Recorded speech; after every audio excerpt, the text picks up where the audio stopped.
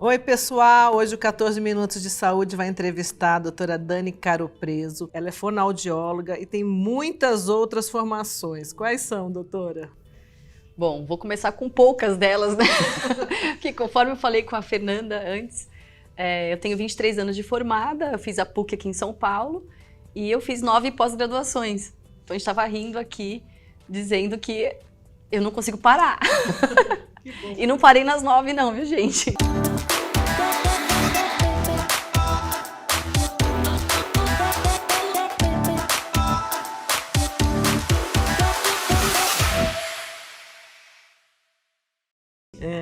As principais quais são? Fonoaudiologia como formação, né? A acupuntura na medicina tradicional chinesa, a eletroestimulação, laser terapia e por aí vai.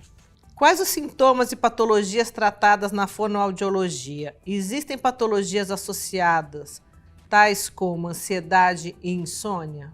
Bom, na fonoaudiologia, a gente tem uma gama de atendimentos, né? Desde pacientes com problemas neurológicos, pós-AVC, mal de Alzheimer, Parkinson, como acidentes de carro, acidentes do próprio esporte, onde o adulto precisa de reabilitação, né, tanto para deglutir quanto para falar ou memória. Tem a parte das UTIs neonatais, né, pediatria, adulto, e tem a parte de atraso de aquisição de linguagem, autismo, paralisia facial, paralisia cerebral e queimados, e tem uma gama enorme. Existem inúmeras áreas onde a gente pode fazer especializações específicas em hospitais, clínicas, em reabilitação.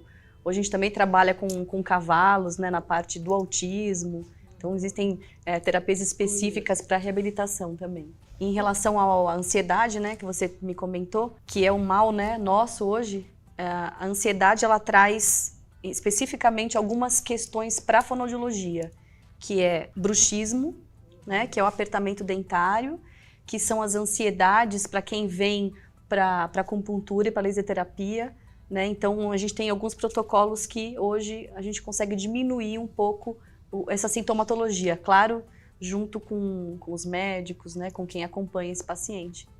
O que é o método BRAIN? Você que desenvolveu, né, doutora?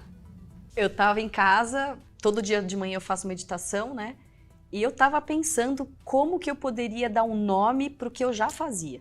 E aí, que nome que seria esse, né? Como que eu conseguiria juntar essas pós-graduações todas, esses 23 anos de formada, inúmeros pacientes que eu tenho.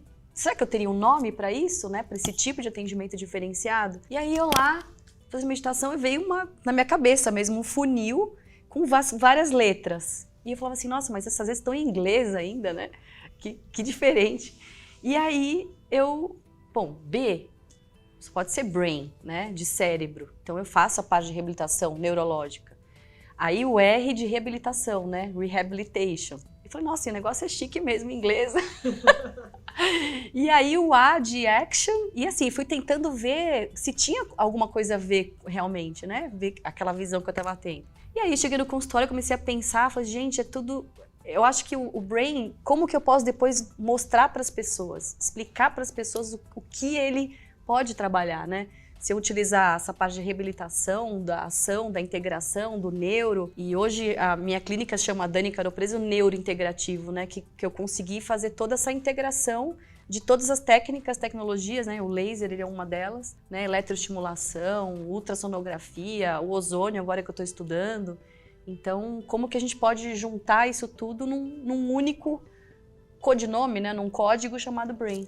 Como profissional da comunicação, qual a importância da voz? Bom, a voz, desde criança eu tenho essa vontade de ser estimulada a falar, né?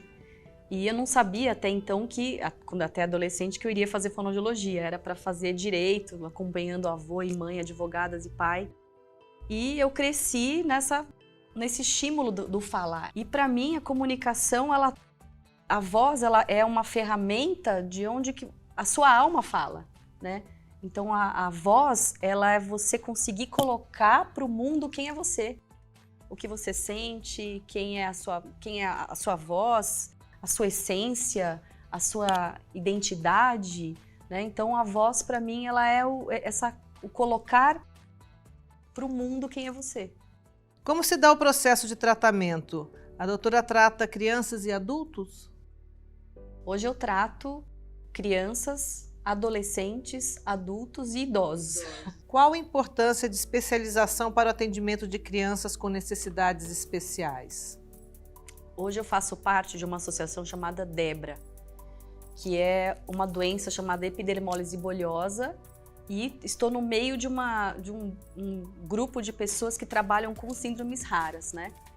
E aí, por que precisa se ter especializações e conteúdos específicos para tratar doenças raras? Acho que quanto mais específico você vira, quanto mais especialista você vira, quanto mais você estuda para entender como você trata aquela doença, eu acho que é esse meu grito, é trazer o que são essas doenças raras para as pessoas cada vez mais, né? Como que ela se desenvolve, como ela precisa ser tratada, porque quanto mais pessoas estudem, quanto mais fonos trabalhem com reabilitação, melhor a gente consegue abraçar essa comunidade, que tem muito isso. Tem muita gente no Brasil, no mundo, com altos índices de doenças raras. Essas doenças raras são autoimunes? Nem todas. No que consiste o tratamento no caso de autismo, paralisia cerebral? Quais os benefícios e as dificuldades? Em relação ao autismo, existe uma questão que é hoje a questão da pandemia, né? O que tem acontecido muito no consultório comigo. Crianças que não falam ou crianças que têm atraso de linguagem e elas já vêm com um estereótipo mesmo às vezes da própria família dizendo assim, não fala, ela é autista, né?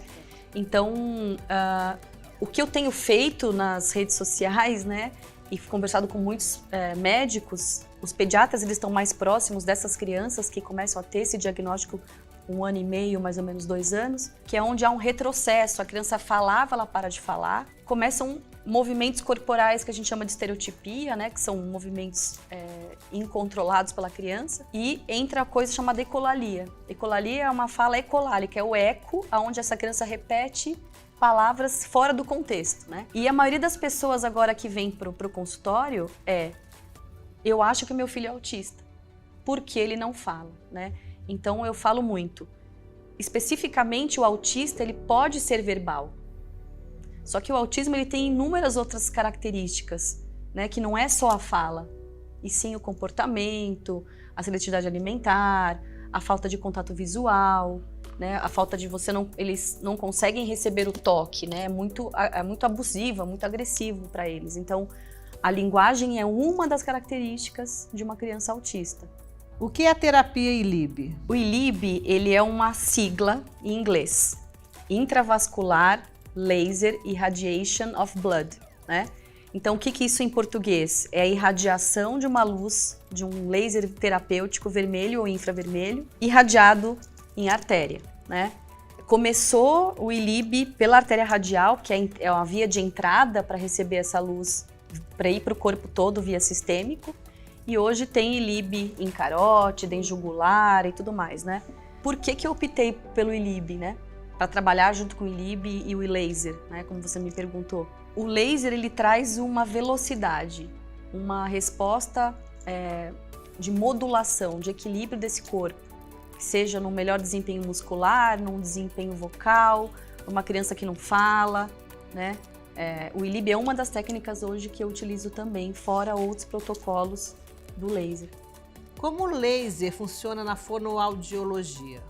Sempre nessa região, porque a gente, né, da fala, estou imaginando, como é que é? Recebemos recentemente até então, na fonoaudiologia, a gente não tinha nenhuma legislação em relação à utilização do laser por fonoaudiólogos. Tínhamos pelos médicos, fisioterapeutas, e hoje a gente tem agora, saiu recentemente, uma portaria do Conselho Federal de Fonoaudiologia dizendo que somos profissionais aptos à utilização. Isso que é importante colocar, né? E é importante a habilitação desse profissional. Então, o fonoaudiólogo, para ele utilizar a laser terapia no consultório, além dele precisar ser especialista, ele precisa ter um curso de habilitação em laser. E o laser, ele pode, como somos profissionais da cabeça e pescoço, né? Então tudo que é do pescoço para cima, que é a musculatura para mastigação, a parte de bruxismo, a articulação temporomandibular, crianças que não falam. O laser, ele trouxe um quê a mais no consultório, porque hoje eu posso pegar uma criança que tem um atraso de linguagem, eu posso fazer uma irradiação de laser infravermelho na cabecinha dessa criança, né? E por não ter dor, por ele ser totalmente indolor, é uma terapia que eu consigo fazer em qualquer momento que eu decidir ali no consultório, que eu vou atender uma criança autista, uma criança que não fala, uma criança com síndrome de Down, por exemplo.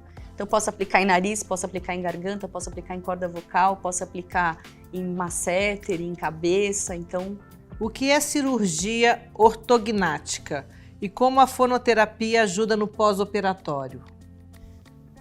Fê, nesses 23 anos, uma das pós que eu fiz, que foi em motricidade orofacial, desde 2000 eu trabalho com reabilitação de cirurgias, né? Desde queimados, de paralisia facial, dores e tudo mais. A ortognática, especificamente, ela é uma cirurgia feita por cirurgiões dentistas bucomaxilos, né? A maioria. E é uma cirurgia onde o cirurgião ele precisa colocar em harmonia os ossos da face. Então, a gente chama de classe 2, que é aquele que a mandíbula não cresce, né? Classe 3, a mandíbula maior do que a maxila. Então, essas desproporções ósseas, né? Que a gente também não sabe muito bem por que acontece, se são genéticas ou não. E o cirurgião ele faz uma programação virtual, como se fosse um desenho dessa cirurgia, como que vai ficar essa pessoa no pós-cirúrgico. Quando a gente tem um osso, o que cobre o osso, né? Ligamento, músculo, fibras e pele e tudo mais. Então, temos uma função aí. Quais são as funções que a gente tem, né? Mastigação, deglutição, fala, movimentação, abertura de boca e tudo mais. Essa musculatura, ela cresceu, sei lá, 20 anos e a função daquela boca, ela tá acostumada com aquela forma. Com o queixo maior ou com a boca mais para trás, com a mandíbula mais para trás. E aí, quando essa pessoa faz essa cirurgia, ela precisa se readequar, né? Além a cirurgia, muitas vezes ela acontece de deixar algumas sequelinhas temporárias, que é uma parestesia, que é uma falta de sensibilidade, ou a pessoa perde um pouco o movimento do queixo, da mandíbula, porque ela fica toda amarrada vários dias, né? Porque uma cirurgia que coloca placas de titânio e tudo mais, amarrada essa boca, é uma cirurgia de calibre grande. E edema facial, inchaço. Então hoje eu consigo, com todas essas técnicas, né, e tecnologias, eu consigo trazer esses pacientes cada vez mais rápido para uma alta do pós-cirúrgico. A falta de sono pode causar alterações fonoaudiológicas? Bom, a falta de sono hoje, o que a gente tem, né? Temos a apneia do sono, né, que é uma das grandes ocorrências aí por causa do aumento de peso, do tipo de alimentação que a gente tem, vidas sedentárias e tudo mais. A apneia, o bruxismo, o apertamento dentário, movimentos rápidos de perna, são situações que na hora que a gente está dormindo, geralmente em sono REM, que se a gente começar a dividir os ciclos do sono, né, temos aí quatro níveis e o REM. Esses níveis, eles vêm de um sono mais superficial para um sono mais profundo. E o REM, ele é tão necessário para a nossa manutenção da qualidade de vida, porque na hora que eu estou sonhando, que eu estou entrando em sono REM, que o meu corpo começa assim, o que eu preciso arrumar? Eu preciso diminuir o nível de cortisol, eu preciso excretar hormônio, eu preciso pegar hormônio feminino, eu preciso equilibrar meus níveis circadianos, eu preciso equilibrar o meu estresse, sistema parasimpático, simpático, trazendo equilíbrio para o nosso organismo. E é ali nesse sono REM que acontece tudo isso. E aí o que acontece? A pessoa vai lá, ronca, ou tem apneia, ou aperta os dentes, ou começa a ter movimento rápido de perna. Numa polissonografia, que é um exame específico, né, que o otorrino manda, que a gente diagnostica essas alterações do sono, eu consigo perceber que a pessoa vai descendo de 1 para 2, para 3, para 4, entra em REM. Entrecortou, acordou. Voltou para um superficial. Então, o sono dessa pessoa, ela fica em muito mais superficial. Então, quais são os sintomas? Acordar cansado, sem disposição, ganho de peso, né? E fora com que energia que você acordou? Você já acordou na defasagem da energia, né? Então, você me perguntou sobre questões fonoaudiológicas. A apneia a gente pode tratar numa equipe multidisciplinar, que é onde geralmente tem um fisioterapeuta que trabalha com colocação de CPAP, algum equipamento para ajudar essa pessoa a respirar melhor, dormir melhor. Às vezes tem que se fazer uma cirurgia ortognática para melhorar, né, para avançar um pouco mais essa mandíbula. Entra físio, entra nutricionista para ajudar no peso, entra educador físico para mudar a qualidade de vida dessa pessoa que tem apneia. E a fono entra onde? Na parte da musculatura de pescoço, de garganta, lá atrás, o palato mole, para ajudar essa pessoa a ter essa musculatura um pouco mais rígida, mais durinha, que na hora que ela descer e ela respirar, ela não vai ter uma quantidade menor de apneia. Para falar é preciso saber ouvir? Sim. O primeiro feedback que a gente tem quando nascemos é do som da voz, né? Mesmo dentro da barriga, né, já tem estudos que a criança já detecta esse som da mãe, do pai, né, de quem está ali cuidando.